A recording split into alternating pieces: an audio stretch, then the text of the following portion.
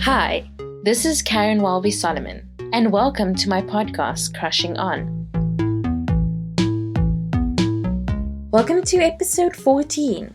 Today on the show, we are joined by Tarryn Cardre. She is the host and creator of the podcast, What's a Quarantine, which is an excellent show. She talks more about it in the episode, so I don't want to say too much, but like from my point of view, I feel like if this isn't a podcast you've listened to, you really need to give it a try. I put it as number one in my list of South African podcasts that I love on my newsletter this week, but also it's such an interesting podcast. Like, they discuss everything from racial identity to classism to education, and you know how those things intercede with each other. She has insightful guests, and the way they talk about it just makes you feel enlightened. And I know that during this trying time, things aren't easy, but it's so nice to hear different people and different types of people discussing issues which are important to us. So I'm going to link to it in the show notes, so please check it out. While Tarryn was here, we got along really well, and we chatted about a whole lot of things, from reality shows, which she says helps her take her mind off like all the hectic stuff which they discuss in the show. We also talk about colored identity. We chat about microaggressions on The Bachelor season 2, and the new book Mermaid Fillet by Mia Arden, which we were both reading when I interviewed her. But before we get to that, I just have a few notices. Number one, it's the 3-month anniversary of Crushing On, so I would like to thank every one of you who supports, who listens, who shares the show. I mean, we wouldn't have made it this far if it wasn't for you, and we are eternally grateful to you. So if you are a listener and you haven't shared it with a friend, maybe as a 3-month anniversary to us, maybe share the love with your friends. Also, number 2, if you haven't joined our Facebook group, Crushing On Club, please do so. Links in the show notes. You can search for it on Facebook. It's a lot of fun. We share news, we share recommendations, and it's a great way for people who love pop culture and entertainment to interact. And it's fun. People share memes. It's really cute. And the third thing was, we are obviously recording from home. Well, we are remote recording, and unfortunately at this moment in time, there are renovations being done to my home, so which means that during some of the interviews you might hear construction sounds, and it was quite prevalent in this interview with Tarryn today. So I'm just warning you, if you hear like a or any kind of funny sound, it's probably work being done. And yeah, just keeping it 100 with you guys. Somebody posted a meme, or when they're like, if color culture doesn't exist, and someone's like, if color culture doesn't exist, why is my house constantly being renovated? And I felt that on a deep level. I actually think that was Reva. So shout out to Reva on Sing From Her Hair on Twitter for that perfectly timed meme that I felt it in my soul. But anyway, I don't want to keep you any longer. Please take a listen, share the show, rate and review, and here's the interview with Tarryn.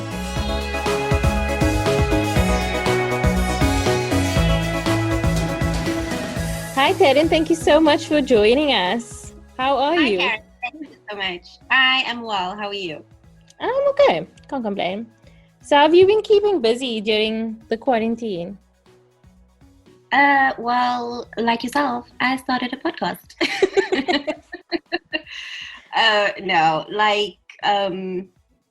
Obviously it's been tough for everybody, and I mean, mental health wise, it's not easy and stuff. And for me, while I'm not clinically diagnosed with depression, I recognize that I do suffer from that, and like in bouts and stuff.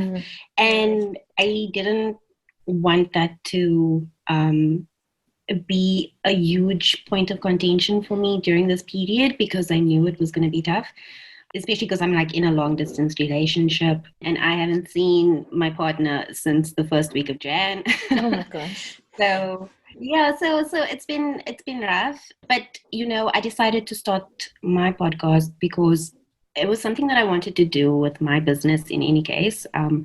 I was in the fashion industry in e-commerce, and I had a platform for local designers. And part of what I wanted to bring into the platform was having these podcasting discussions with other entrepreneurs and fashion designers, or fashion entrepreneurs rather. And yeah, obviously because I was doing the platform, the e-commerce stuff, as well as pop-up shops. I didn't have time to do the podcasting things, and also it wasn't like something that I was entirely comfortable with. No, I know exactly how you feel. you know, and so I just I guess lockdown, pulled that out of me.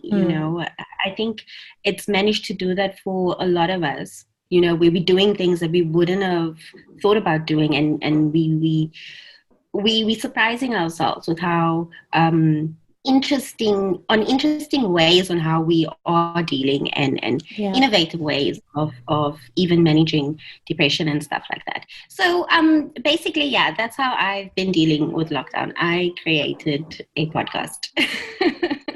Can highly relate, because for me too, like, it was something I kind of wanted to do, but I procrastinated actually starting, because having to record my voice was, I don't know, like the scariest thing ever. So I just kept on procrastinating till it was locked down. I couldn't go anywhere, and then I was Nobody unemployed. likes the sound of their voice.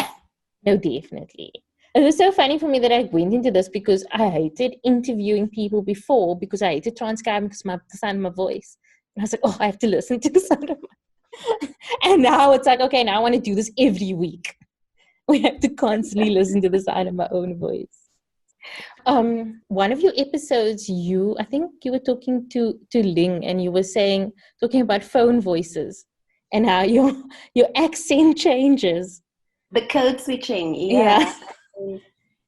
It's real. I do it often, even on the podcast. But you know what? That's just something that I've now decided is part of who I am, and I'm not going to change that. I can code switch as ik wil, and if I don't feel like doing that, I'm not going to. Because people always say, like my family will be like, they find it so funny when, like, I'm doing the intro and I'm talking alone. Then I have an accented voice, but the minute I'm in the conversation, it's like it drops little by little. And when I have to talk to somebody, like, the real Karen will always come out. So I know the code switching works. Like, you said the real Karen, and I heard the real Tarryn, and I was like, yep, that's me. That's me. I always start out so very raw, and then 1, 2, 3, daar kom dit. So I mean, this is officially the first time we've met, other than like chatting on socials and stuff. So tell me, like, about you, like, what I should know about you. Ooh.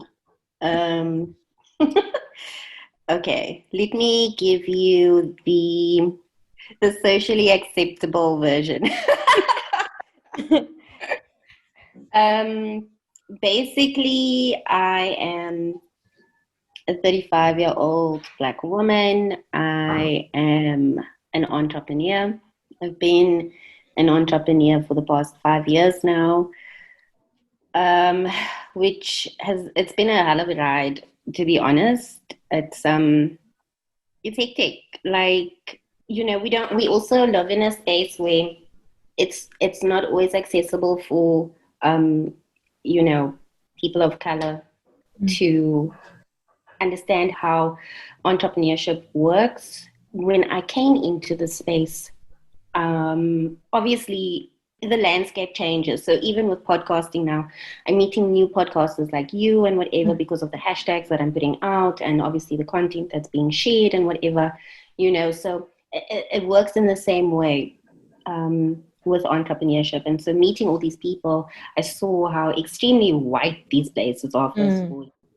But it was also like life-changing, because when you become an entrepreneur, you have to start viewing yourself in a way that isn't very it's not always so liquor, because you have to shine a spotlight on uh, your shortcomings, and it becomes like, and I'm not saying that this is for everybody. I'm speaking completely from my experience, but for me, it became like very hard to see the good things that we were doing as young entrepreneurs.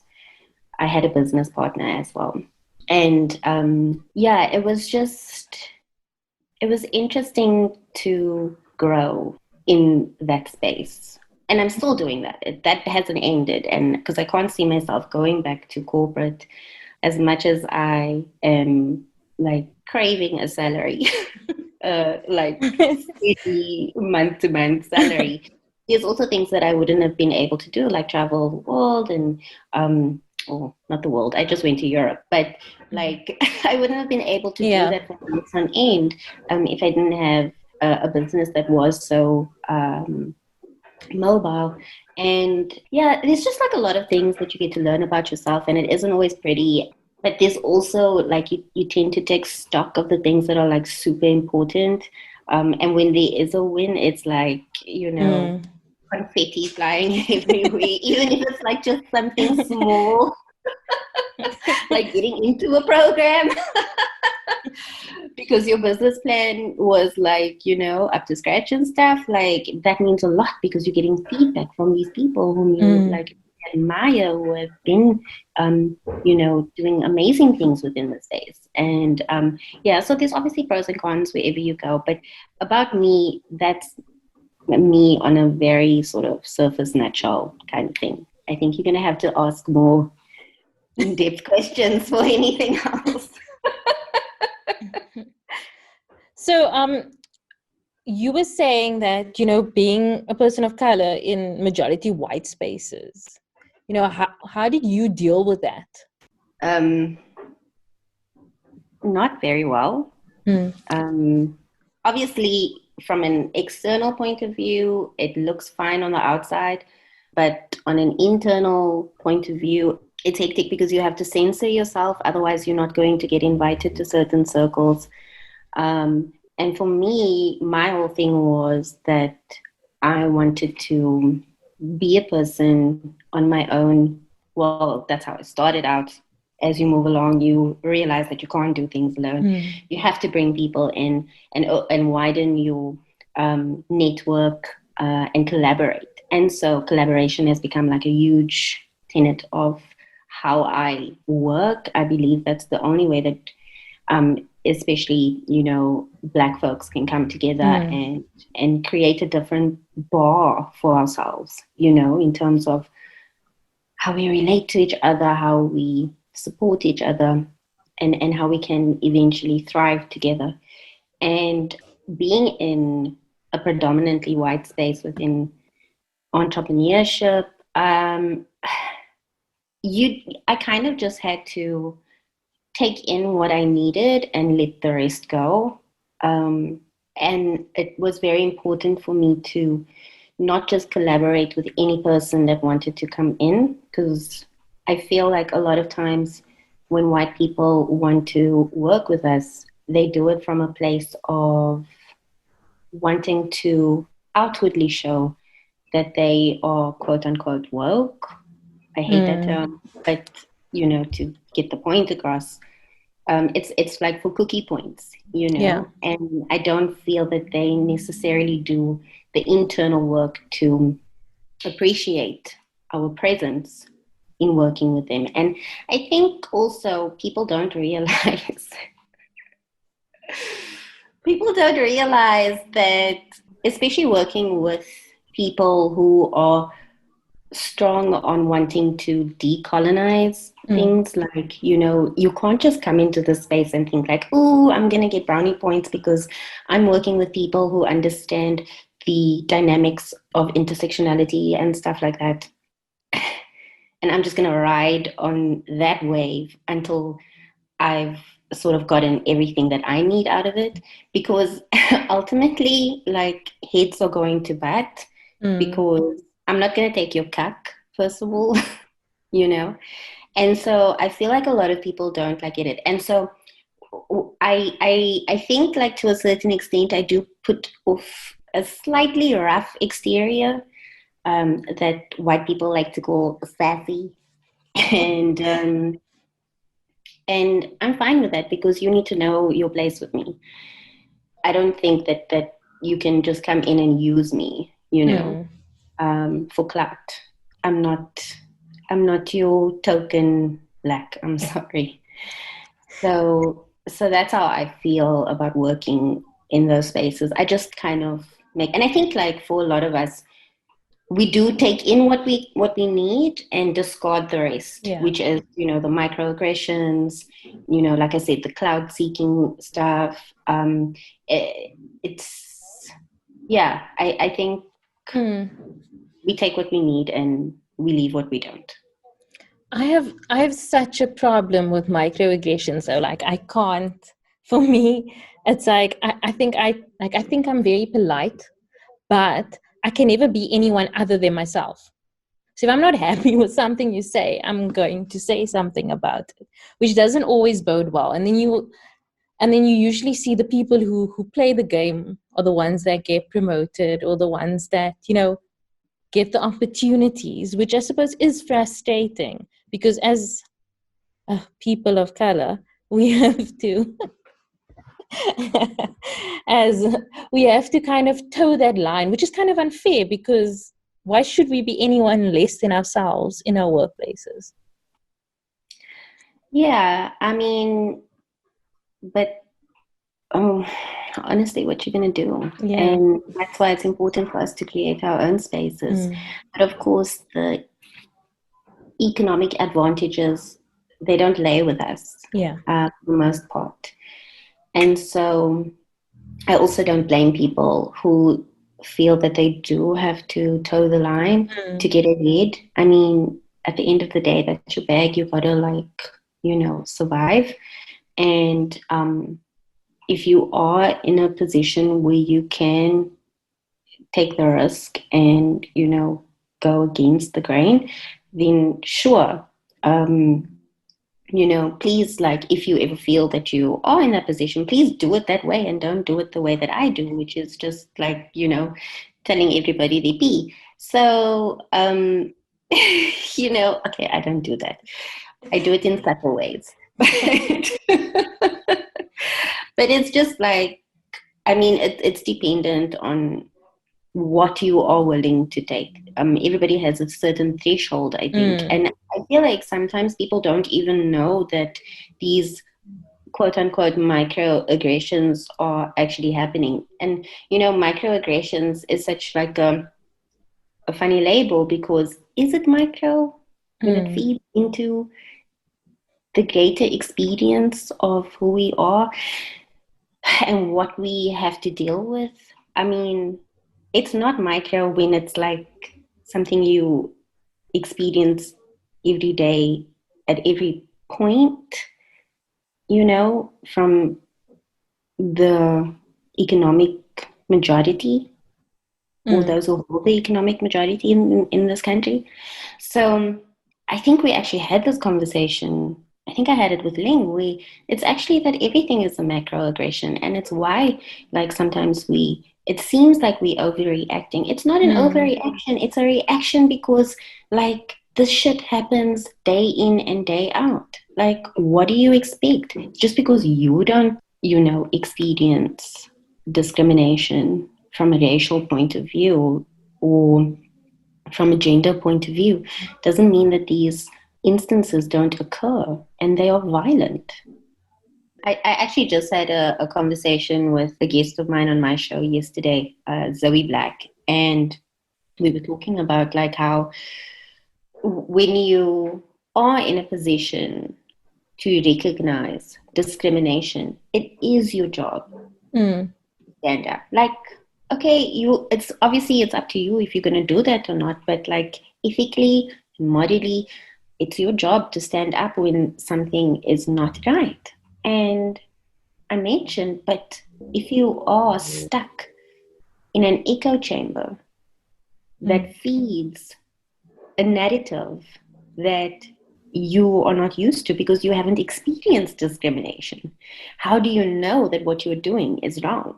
Hmm. you know. And in South Africa, especially in like, where we are in the Western Cape, spatial apartheid has not ended.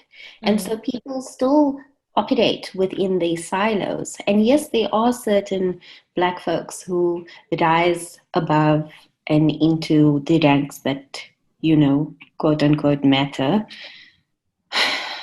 But it obviously took a lot for them to get there, and that Yeah. meant toeing the line, which means that they had to, drink the Kool-Aid, so to speak, of what it means to continuously exclude people and work from this mediatist point of view, Mm. like you can only get ahead if you're going to do well in certain areas, but that doesn't take into consideration what it takes for some people to get to that point. Yeah. I have a car. I can drive to work. I also live in proximity to amenities and things like Mm. that, right? So I have a certain level of privilege. But for like someone living probably outside of the city and having to take, 4 buses, having to get up at 4 o'clock in the morning. Are you mad? 4 o'clock in the morning. You know how deep, deep, deep. In fact, you know what? I'm not deep because I can't sleep anymore. So, which means by 4 o'clock, 4:30, I'm getting my second sleep for the night. You know what I mean? Because like I can't sleep. But imagine now you can't sleep. It's lockdown. I'm sure it wasn't lockdown at that point, but if you think about it, like now it's lockdown. A lot of us are struggling with insomnia, and you wake up at 12 o'clock. You can only fall asleep at like 3 o'clock, and now you have to get up at 4 o'clock to go to this job that doesn't appreciate the work that you're putting out. That is like the privilege that people don't want to acknowledge when it comes to these things. And it's because we live so separated from each other, that we don't understand other people's lifestyles and why it is that they have to go through the things that they are going through. So why did you decide to start What's the Quality? Well, I mean, like I said, I wanted to do it, I wanted to start a podcast anyway. I just didn't have the guts to. And I was sitting with my friend one time, and we were watching The Bachelor season 2, SA, and after each episode, we would discuss what's happening and like how frustrated we are with like everything, and what are the lulls behind it and all that stuff. And then I was like, wait a minute, look here, we need to record what we are saying, because I feel like honestly, like in general, with the friendship circle that I have, we would sit around my dining room table and we would just talk so much, and so much like of importance. And I would sometimes marvel at my friends who are around me, and I'd feel like I'm a little fly on the wall. You never get to be in situations where you can just listen to brilliant minds speaking their minds unfiltered and just so beautifully encompassing what certain experiences are like, you know? And I thought about that a lot. And then when we were watching The Bachelor and we would have our conversations afterwards, I was like, nah, man, look here, we need to record the things that we are saying, because I feel like so many people would want to listen to what we have to say. Like, we have important views here that need to get out. Okay. And we're going to be loved and rejoiced all over. We started off really shakily with our audio, and we started off on, I think it was episode 9 or 10 on The Bachelor season 2, and we went in Like, we even had a nickname for Mark, which was Mark Butner, because I said it by accident. So, um, so we had that going, and yeah, we posted it all over, and Mark even followed my co-host at that time. And yeah, it was just like, it was such a laugh. Like, and but we also like discussed the things that are important to us, which is like the issues of race and gender and how it worked within that scenario on The Bachelor. Okay, so then how did you decide to move it from being about The Bachelor to more general social issues? I mean, well, like I was saying, we had discussed within The Bachelor the issues that are important to us with regards to race and gender. And so it was very easy for me to then bring my friends on to say, like, well, let's talk about the other stuff, outside of TV shows and stuff. Because you know what actually happened, Karen, was that I use reality TV as a way to numb a lot of the things that I think about. Because, if you listen to the things that we talk about on my podcast, which is What's the Quarantine, by the way, we haven't plugged me yet. But we deal with like hectic topics, and it's a lot. And so, like, I like to sort of cancel the noise out with a lot of reality TV. Like, I'm obsessed with Real Housewives. I am obsessed. Like, it was recently Selling Sunset on Netflix.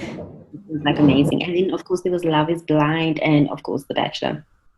And so when we were discussing The Bachelor on the pod, something that I found joy in started to become more of a task, and I didn't want to feel like that. And my co-host at the time felt the same way, like, oh, now we have to watch this week in order to report, the next day after the episode and stuff. And we were just like, nah, man, we don't like list for that kind of pressure. We've got so many other things going on. Like, we don't want to put that on ourselves.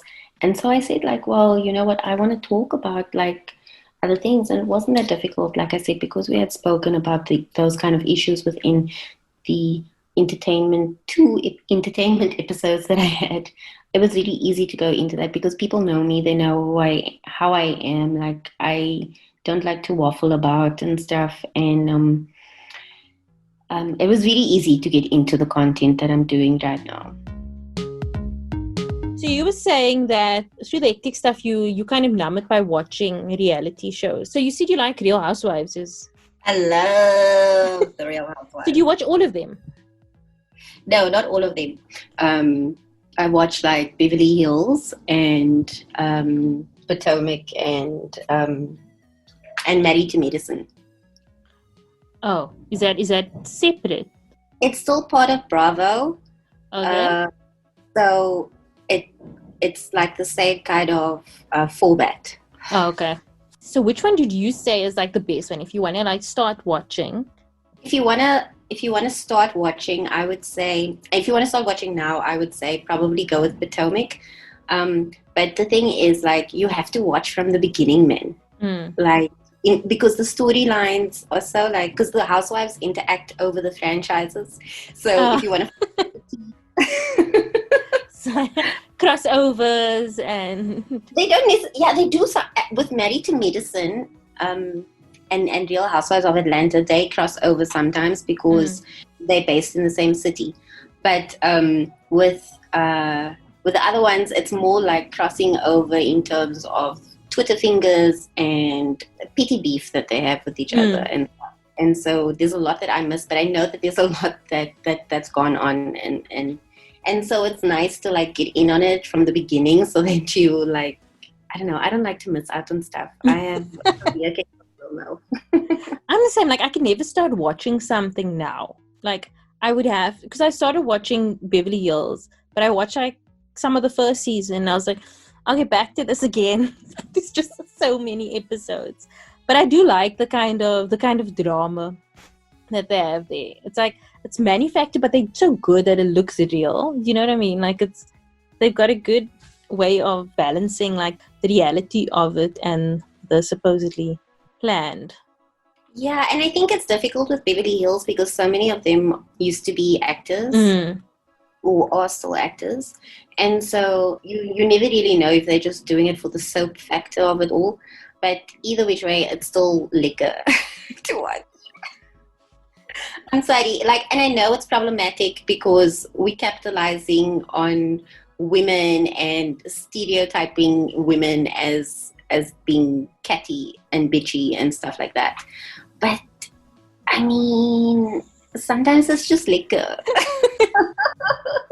It's nice to see people react in ways that you wish you could react, but you, but you keep yourself. You know what I mean? Like sometimes you want to charge at that person, but you're thinking like, no, it's okay. Meanwhile, I mean, girl, like sometimes I feel like I should have a reality show because I mean, I'm probably drama, but it's like easy drama. It's like silly. It's so silly. And sometimes I like think I'm in a reality show.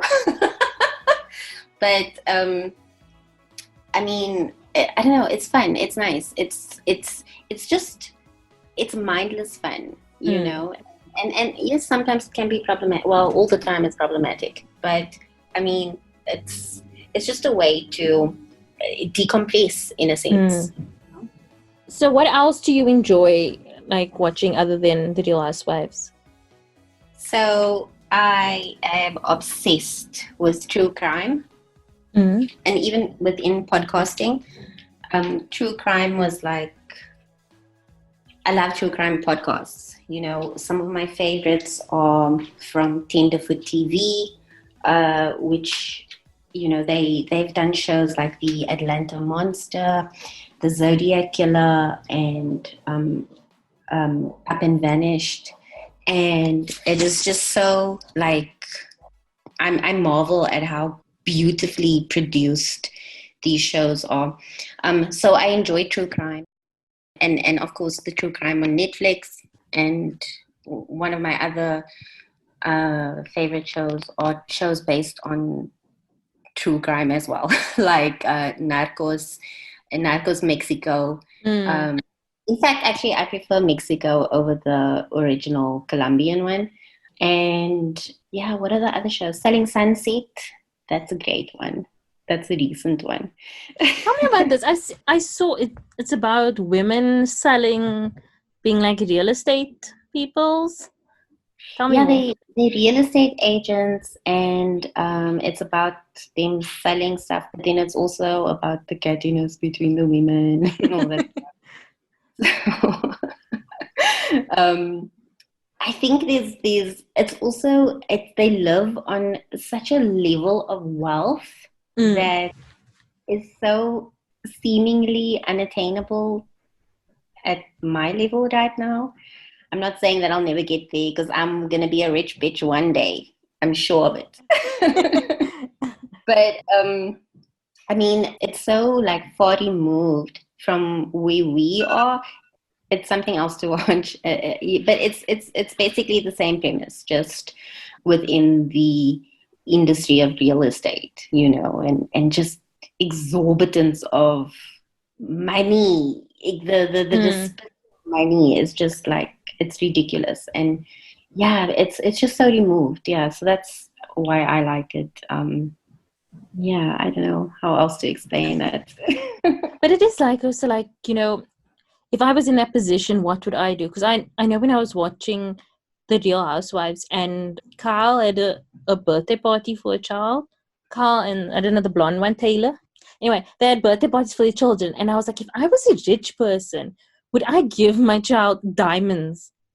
I didn't think so. Or would I? Like, I used to love my Super Sweet 16 when I was at school because I was like, the wildest birthday party ever. If you must come in a horse and a carriage, if you must go outside and cry because your dad didn't buy the color car that you wanted. Like, for me, it's just like, it's craziness, but it's so addictive. It's scary how addictive these shows are. That is I've never watched Sweet 16 or whatever it's called. But that, yeah, like I was saying, the display of wealth it is ridiculous. And I mean, I don't know if I'd ever do that like for my kids, but I guess I feel like a lot of them didn't come from wealth. Mm. And so it's like that with new money, regardless of race. You want to, showing what you can purchase. Purchasing power has a certain leverage to it. And so when you can show what a big fancy house you have, all the super cool cars that you can buy, the latest of everything, I mean, that gives off a level of power to some people, that they aren't want to be messed with because they have economic power. And that's what runs the world, really. So with the whole podcast thing, so what have you found has been like the biggest lesson that you've learned? How long has it been since you started? April? Yeah, like now. I don't think that I don't know if I've learned anything. Oof, that's an odd question. I can't say I've learned anything from podcasting other than being very deliberate about putting melanated voices out there. But that's been a thing for me. In any case, it's just a different medium to be using now. I would say I have not learned anything yet. That's fine. Okay, so then what would you say was the most exciting moment for you since starting? Like what moment gave you joy? I mean, literally every episode is a joy, but the most exciting was my guest of 2 episodes ago, which is Patrick Malay. And Patrick is an icon. And I've been wanting to have a one-on-one with him forever. I've been following him since like 2016. And I reached out to him finally. I reached out to him before, like to comment on a blog that I'd done before and stuff on colored culture. But it wasn't enough for me. I wanted more from this man who gives us so much. The most exciting part for me was when I was able to reach out to him and he said yes and gave me a 4.5-hour episode that is completely iconic and I feel has the power to change so many people's lives in terms of how they see each other and how they interact with politics and how they see themselves as, especially as people who identify as colored, Yeah. I mean, even in that episode myself, like I felt so ignorant purely because this man has been in politics like from the womb. Yeah, it was just so exciting to be able to get that caliber of person onto my show. Of course, everybody that's come onto the show is like amazing, but this is like a person who's gone through the struggle. He's been exiled. He's, unfortunately been tortured. He has a world of experience that we don't hear about. Everything is rainbowism that, rainbowism this, and I'm so tired of dealing with misinformation. I mean, something that I spoke about in that episode, as well as an episode with my friend Ling, was that my son, he's in primary school and they're learning about history, and one of the topics or one of the exercises that they had to do was that they have to pretend that they are a European sailor arriving in South Africa, and they need to diarize what the sailor is experiencing. And I lost my entire fucking shit. Okay? Because what the fuck? This is a child who had slave history, slave origins, how can basic education, it's probably called basic education for a reason, Mm. but how can they do this to a country of children who are learning? They want to perpetuate the same kak all the time, okay? Mm. And because it's like within schools, it means that we have to, the few of us who are moving towards decolonization have to do extra work. And then on top of it, tell these children, you know, you gotta just do this work in order Yeah. to pass, but this is incorrect. Please understand that school, what you are learning here, I'm paying to send you to the school, but what you're learning is bullshit. Mm. And I can't get you out of it. It's such a messed up system, Karen. Like, it's so disheartening on so many levels because we are a failed country, I would say, when we cannot give our children the means to critically think Mm. about what it means to be a colonized country. And for these reasons that we can't do that, we are still a colonized country, Yeah. and that's just only in one aspect of it. Mm. So, yeah, sorry, I've gone off the point a little bit. But I mean, you were talking about like the misinformation, and I mean, I listened to that entire 4 hours of that interview, which is another reason why I really like podcasts. I was thinking, because if you're on a radio show, if you're on a TV show, you have a limited time with which you can work in. And I was actually speaking to my sister because she's a big fan of Patrick as well. And I was like, oh my word, you must listen to this, to the interview. And I was like, I wouldn't have been able to cut anything from that because what he said such important things and it was so interesting. It had to exist in its entirety, which is why I love podcasts because you have the like the flexibility with which to do that. The most amazing thing for me out of that episode was that I didn't have to edit anything out. I'm so grateful that out of that 4.5 hour episode, all I needed to edit out was the one time that, and I had paused the interview at that point because I had told Patrick I'm expecting a package to arrive. Oh. So that was the only thing like I needed to sort of cut out, and I made a marking of the time as well. So, like, yeah, but Patrick has a wealth of knowledge, and he just knows. He just went with it. I didn't even really have to. I mean, I'm hardly even present on that episode. It's just literally an entire lecture, which I probably should copyright. But it's just like, it's amazing that. Well, that is the beauty of podcasting, is that you can get information in a way like you can clean your house, you can go on a road trip, you can do whatever you want.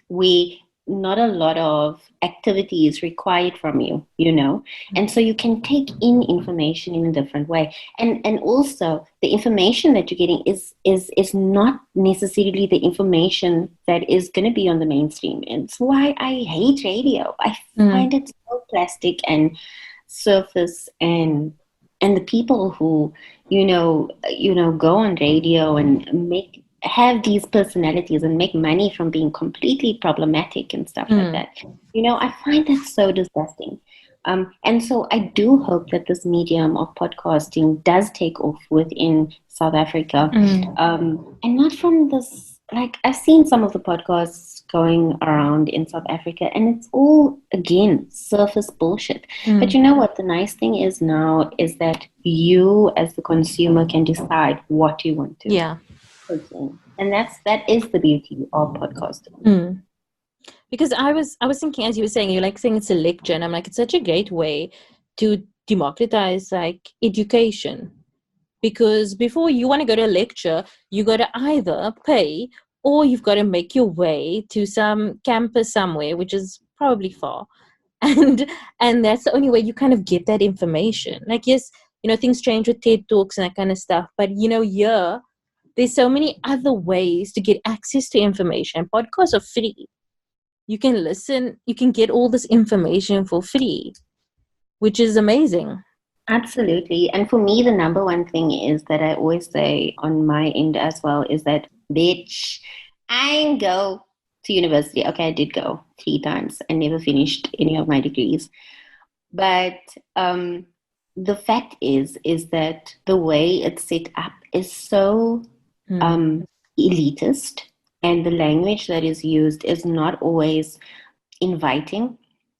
And it's set up like that for a purpose, because they want to have certain minds having access to certain things. So even with the stuff that Patrick is talking about and the things that I've spoken to Ling about and stuff like that, like, you only get access to that kind of information once you've actually come into these universities and stuff like that, you know?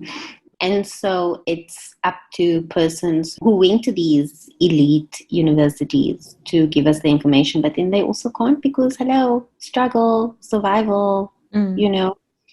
And then once you're in the working place, you don't have time to be, you know, educating people. And so I have a great respect for people like Patrick who've used their time and their knowledge to put it out there in the world, and with like minimal pay and with fucking death threats. You know what I mean? Like, let's be real. Nobody wants this information to come out. There is a definite plan, and this is not conspiracy theories or anything like that. There is a definite part not only of like active government, but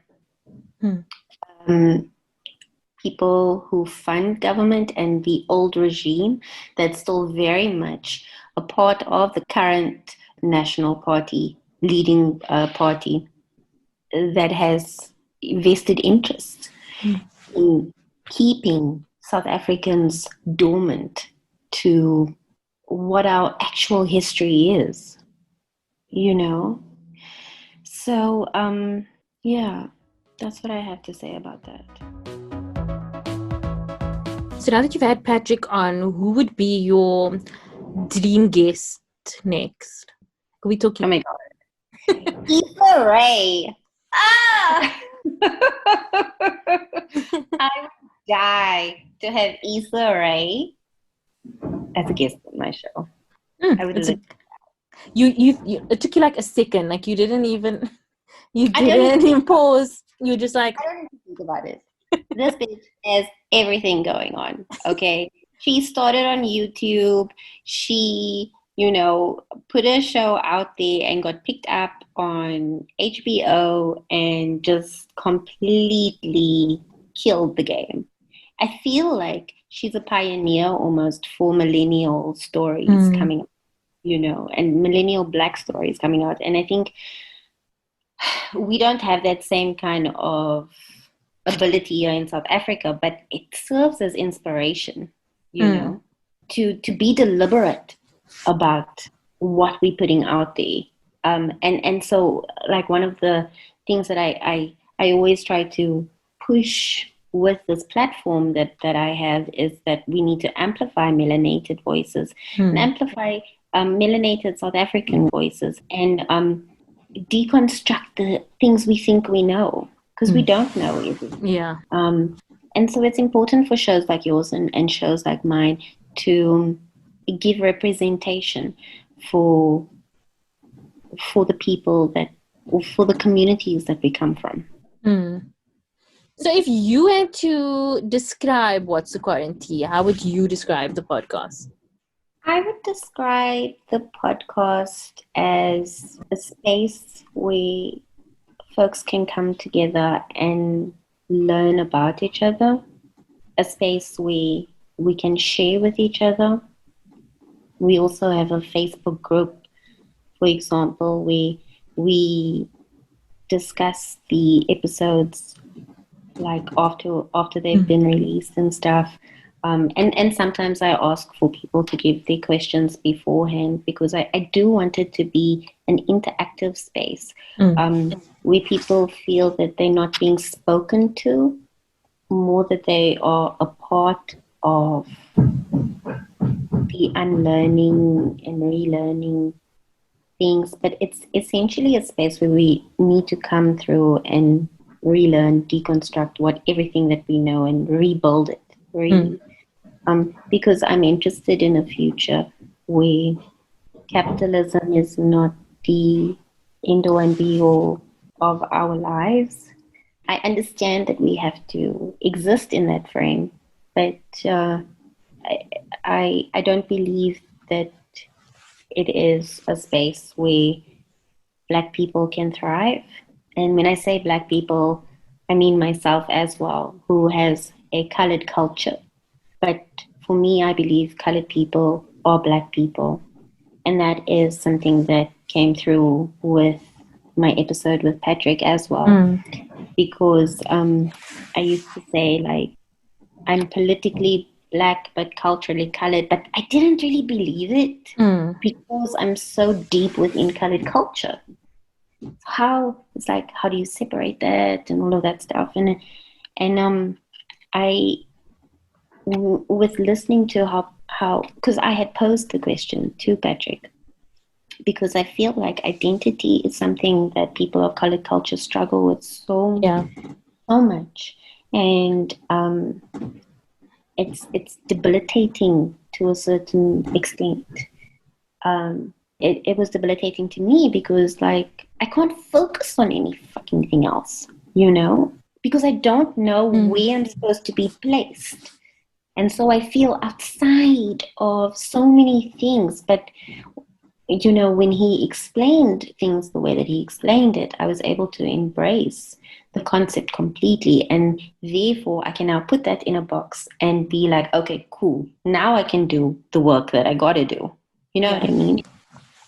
That was really liberating for me, and that just shows how I've learned through the information that comes through on the podcast, even for me as the host, like, I'm also unlearning. So the space is about learning. I would describe the space as a place to come and put your cuck in a box and let's unpack it.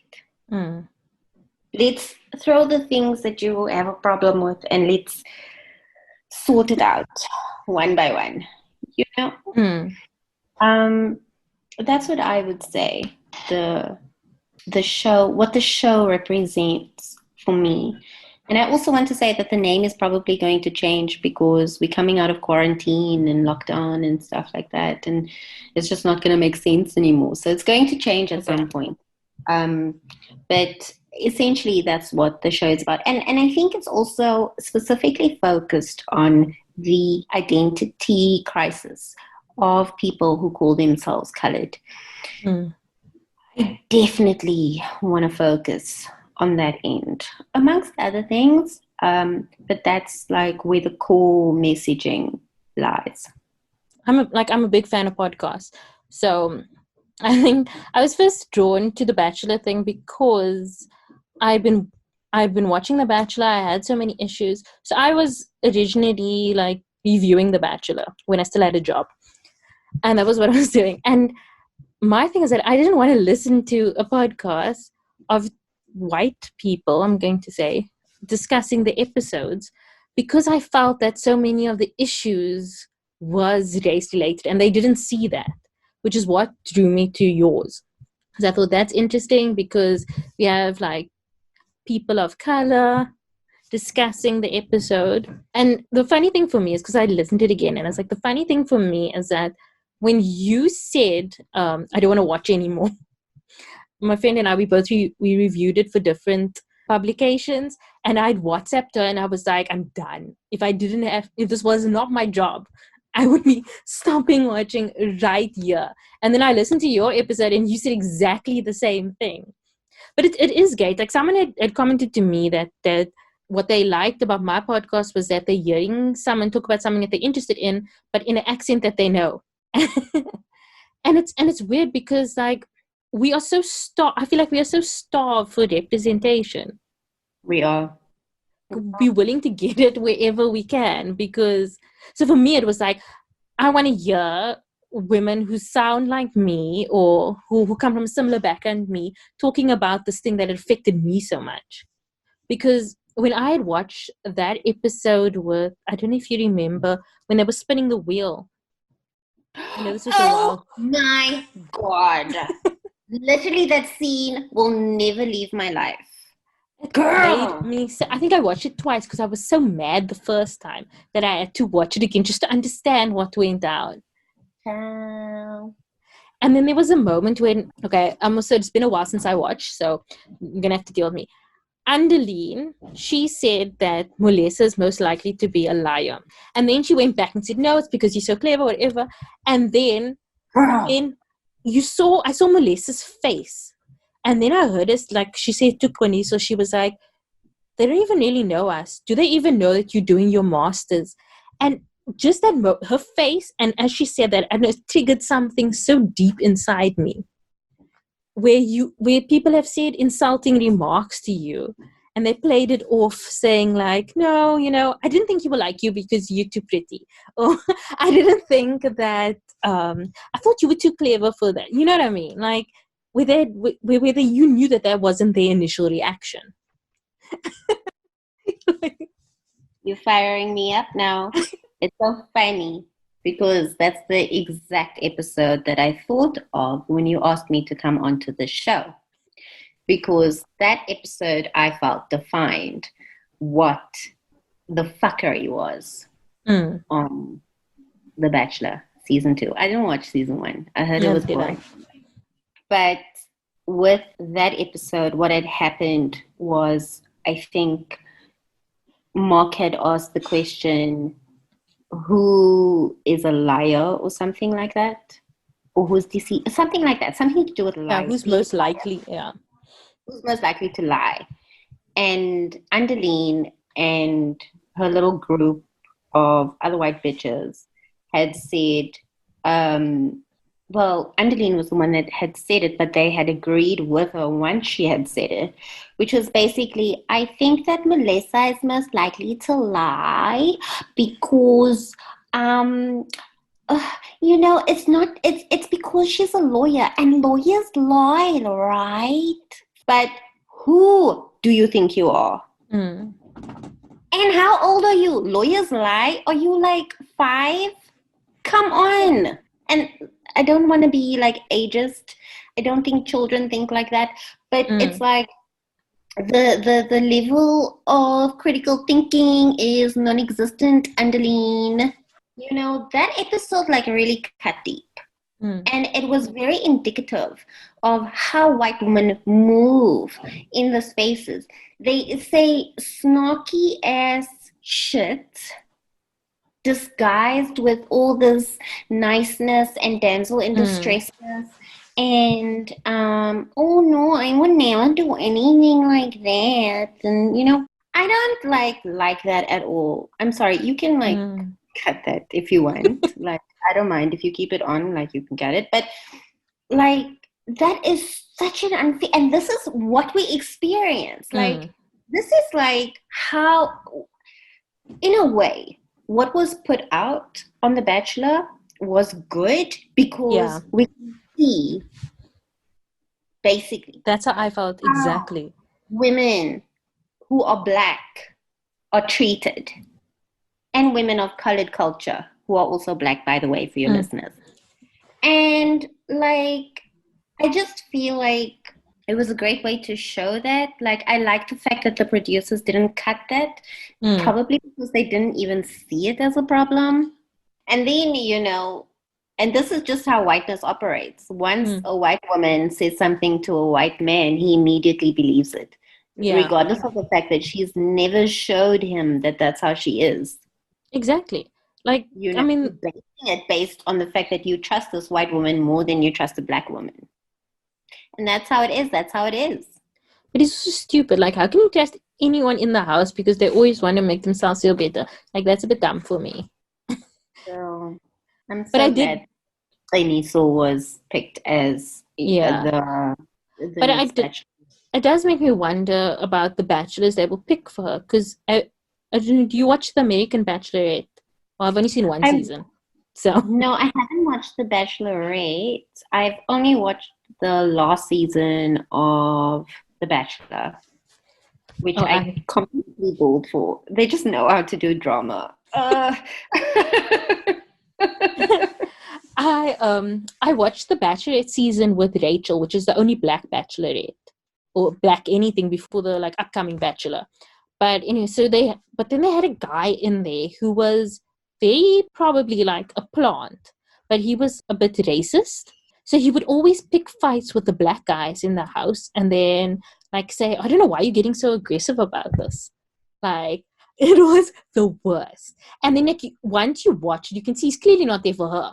So and then she's called him out like so like they added a racist contestant. So it makes me nervous of who they're gonna add as her bachelors.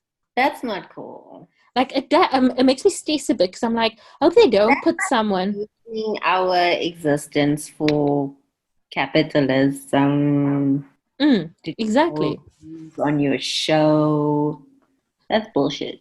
So that's what I'm saying. Like, I'm hoping that they pick someone. No, wait. That's trash. Please tell me more about what had happened. So wow, they literally brought in a white person to stir up some shit. It seems like that because it did not seem like he was there for her at all. And all he was doing was Twitter say? I mean, it was a while ago. I think Twitter thinks so. Because Rachel's now married, but she's also like she spoke out against it kind of recently. Wasn't Rachel the one that was on The Bachelor season 12? That short with the dark hair. No. She's black. Oh, black. Okay. Yeah. So that's why it was a problem, because if he's a racist, he's clearly not there for her. But he didn't make it. He never tried with her or anything. And he just riled up the other guys. But yeah, she wrote about it and she like said about they purposely cast the white wow. But then doesn't she have a choice in who she chooses? Yeah, she sent him out. Oh, she did, because he was like almost.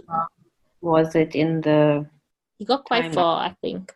I can't really remember. It was a couple of years ago. But yeah, I think in the end she stopped believing his shit because he was kind of like a Bridget. He would make like trouble and then he would go like squeal to her and be like, oh my word, this guy did this guy did that, and then he was so aggressive with me. But which is I'm like spit ticked. But yeah, Mark and Marissa are back together. Oh, they're back together. Yeah. They've been spotted in Canal Walk. No, I Googled today because I wanted to refresh for the episode, and I didn't see anything like that. I actually literally just got a WhatsApp now. Mark and Marissa are back together and trying to make it work, according to my friend with direct access to Marissa. So. Wait, is that what the message said, or is that what you're saying? No, this is what the message said. I'm plugged in on all the channels to get all the tea. Oh my god, that relationship is so vanilla. I cannot. My whole theory about that was that he wanted like a young girl who he could influence, and I don't think that's her. I think she's acting. Are you kidding me? And this girl has not even turned 25. Oh, wait, she was 24. She was the youngest. Girl, remember when she spoke French? Your lobe has not developed, Henny. What is you doing? Kenny. Who would you say was your first celebrity crush? I can't believe I'm forgetting his full name. But it was Brandon. Was it Brandon? The dude from The Mummy. Oh, Brendan Fraser. Yes, Brendan Fraser. Oh, I died for him. He was everything. He's so cute. He was like and it just like shows my penchant for foreign white men. Is that your type? I wouldn't say it's my type. I would say everything but a South African man is my type. Okay. Okay, that makes sense. Right. No, Brendan Fraser was completely it for me. He was just like amazing. And it was actually quite disturbing when the whole thing came out of him being also part of the Me Too movement and having experienced difficult or experienced sexual assault within the industry and the mental health challenges that he faced. Like, it was really rough, but it was also, another way to, girl, humanize him. And that's like, I don't know if it's wrong to say, I don't know, but it was comforting to know that even your celebrity crushes, they struggle with the same things that you struggle with, Yeah. I think that was such an important thing about Me Too in general, to show that with Time's Up, when they had people who worked in vineyards, people who worked as cleaning staff, people in all facets of life have had to deal with this. It is quite comforting in a way to know that what is your shame or what you have dealt with, so many other people have dealt with it too. Yeah, and I mean, and it's very, like, we have to make clear, it's not comforting to know that someone else experienced pain. Yeah. It's just a relatability there that we also feel is removed. As much as we want to remove ourselves with all these reality shows and movies and stuff like that, there are people behind these shows who deal with the same kind of pain that we deal with at the end of the day. And I think, like, sometimes we treat celebrities as discardable. It's a lot. I don't know. It's a lot of things going on. Well, we got there from, like, who's your first celebrity? To Me Too. This is why I watch reality TV, because everything's gonna be a fucking serious shit. And I know, I'm a potty favorite, right? No, man, it's interesting. Like, I think for me, it's like why I do enjoy your podcast is because it's a lot of things that I'm thinking and interested in, and it's nice to hear other people who perhaps know more talking about it. I see you also reading Mermaid Fillet. Girl. Fillet. I don't. Did you read that thing? I am halfway through. I'm also halfway. Ciao. Mia does not play. No. And everything, it's like, I was like, this is so hectic, but written so poetically that I'm like... Can I just say, Mia Ardeen has brought me out of my dormant reading phase. I'm finally reading again, Mia. Thank you. Because, wow. I am shook. I am taken aback. I am raining period on every hoe, honey. That's all right. Like, get the book. It's like when I read that in the book, I was like, huh? And then when I think I read it like in the summary or the blurb. And then when I read it in the actual book, I'm like, oh, okay, I get it. I get it. That book is everything. I feel like this is going to be the Kill Bill of our generation for our culture. We just got to get it out there. And I am currently obsessed. There's so much great writing that's happening right now, like in South Africa, brilliant. But it's so nice to read something that is so colored, but it's also so now. But it's also fantasy. So it's a world where anything can come true, but it's also people that you feel like you know. I love it. Like, I mean, so many other colored books that we read, say colored, but like are books either about the past, like things that happened before, or it's true stories, or you know what I mean? Yeah, we don't have any fiction, you know? Yeah. Or other than like Mina Africa. Based on reality. And this has all of that and then some. And I'm actually going to be interviewing Mia tomorrow. I'm so excited. Oh my God, I'm obsessed. But anyway, I have to finish the book by then. Ooh.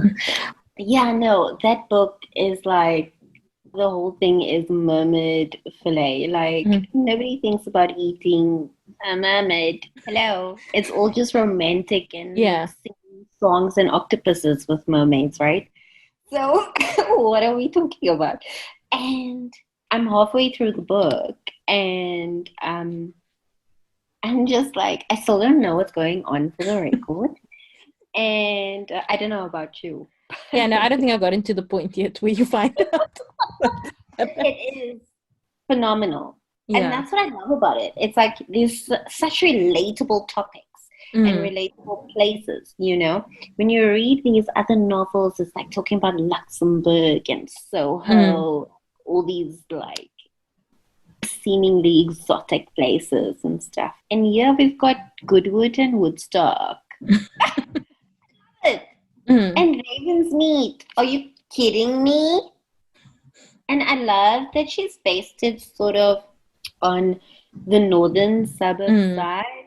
And I actually had a conversation with Mia, the author, and we were saying we had a lot because I like to have conversations. Sometimes I have conversations, sometimes I don't. But I had a long conversation with her beforehand because I needed to get to know the person Mm.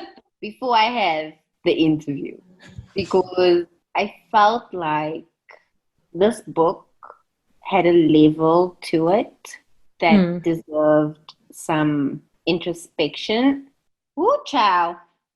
But one of the things that we share is that we both lived in the northern suburbs as colored people, Mm. or black, as myself, black person now of colored culture. And it was interesting because we were talking about the schools and stuff, and Mm. we were like laughing because we shared so many isms with each other and stuff like that. And it was like, yo, finally, we are getting ourselves out here. Mm. You've got a book. I'm going to be interviewing you. Secondly, we're coming onto Karen's pod. We are now even talking about you on Karen's pod. We are sharing information via our platforms, and everything right now feels so energetic and amazing. Mm. And I'm just here for all of it. All of it. Patrick's book is coming out on the 13th, which is like, what's today? It's the 8th today. I can't do Yeah. math. It's going to be now. And I'm happy, man. Like, we've got so many things going for us right now, and we got to put everything out there. Mermaid, filet, isomalus. Karen, I just want to say thank you so much for having me on. It's so important for all of us to have our voices and to collaborate between our different mediums and platforms. And I want to say, you know, you're doing amazing work on your side. And thank you so much for being a voice of your caliber and of your experience and bringing other voices onto your platform. I appreciate it, and I'm very humbled to be on your show. Thank you. So that was Tarryn Cardre from What's the Quarantine podcast. You can find her on Instagram at Tarryn Cardre. You can find the podcast at What's the Quarantine on Instagram, at WTQ Pod on Twitter, and What's the Quarantine on Facebook, as well as Facebook groups. So please give her a follow, listen to the show. The show's available wherever you get your podcast. As always, all the links will be down below. Me, you can find at Karen Welby on Instagram and at Karen Welby's on Twitter. So the Welby's with the S. You can subscribe to my newsletter, Wildest Dreams. The link will be down below. You can find the podcast at Crushing on Pod on Twitter, Instagram, and Facebook. Don't forget to join our Facebook group, Crushing on Club. Please join. It's so much fun. You can send any feedback to crushingonpod@gmail.com. All our episodes you can find on your feeds or whatever podcast network. Plus, you can find it at our website, which is crushingonpodcast.com. Don't forget to rate and review us on Apple Podcasts. And please, if you enjoyed the show, tell a friend. word of mouth is our best way of spreading the word. So please tell a friend. All episodes are edited and produced by Rebecca Barches. And thank you so much for listening.